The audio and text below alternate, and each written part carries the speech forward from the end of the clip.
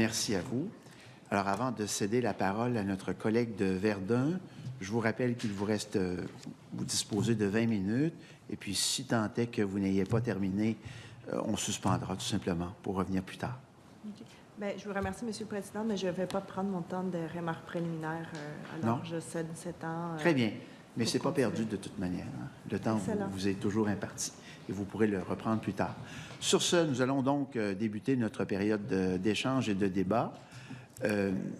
Bien, écoutez, à moins qu'il n'y ait consentement, chers collègues de Lapinière, pour que vous puissiez intervenir, mais à ce stade-ci de nos échanges, il est de tradition que ce sont les porte-paroles de chacune des formations politiques qui puissent participer à nos remarques préliminaires.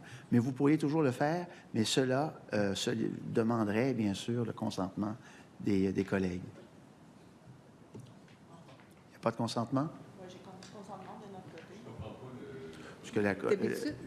Non, à ce stade-ci de nos travaux, dans le cadre de ces débats, pour les remarques préliminaires, parce qu'on n'est pas dans l'étude, vous savez, d'un projet de loi, les règles sont relativement différentes.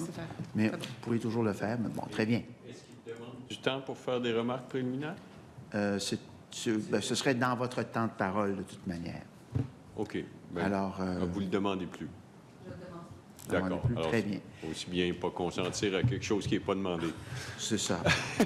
Donc, ceci étant dit, puisque la députée de Verdun ne souhaitait pas intervenir, nous amorçons à ce stade-ci la période de débat.